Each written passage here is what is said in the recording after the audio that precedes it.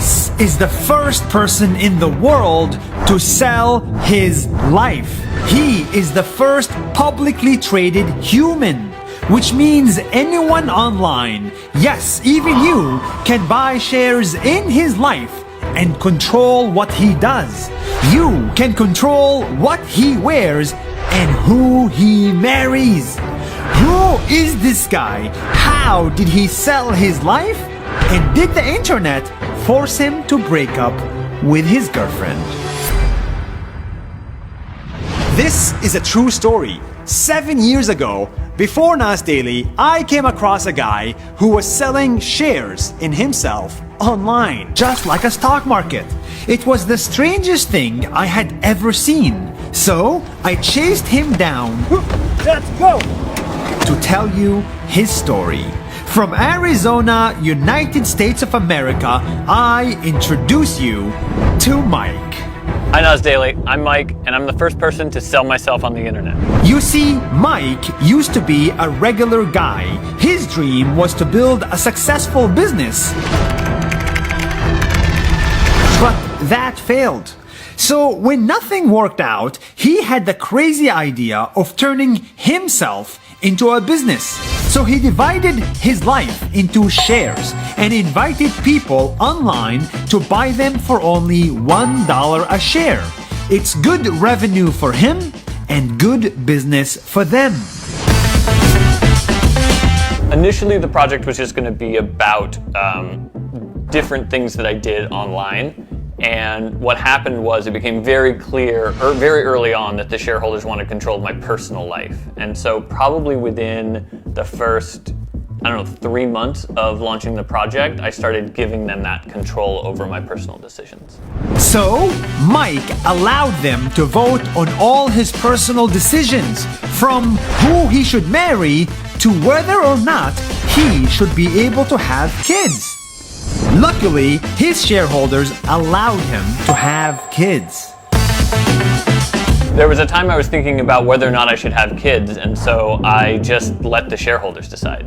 I think of them more like my friends. So I ask their advice on everything because I trust them to make the right decisions about my life. Shareholders also vote on topics like if he should go to the gym. They said yes. If he should get in a relationship. They said yes. If he should break up from a relationship. And if he should get a new job. They said no.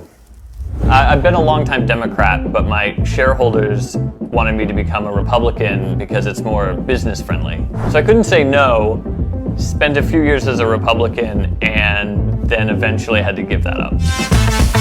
He does not agree to all results. Sometimes the people who own his life and own shares in his life have a different opinion. One of the hardest things is when I don't agree with what the shareholders decide. And what I usually try to do is give it my best faith effort. Sometimes that fails. It results in me not doing what I said that I would try to do based on their vote, but I try to always give it my best. At the end of the day, he has more than 1,000 shareholders from all around the world. Mike works exactly like a business. When more people buy his shares, the better it is for his business because the price goes up.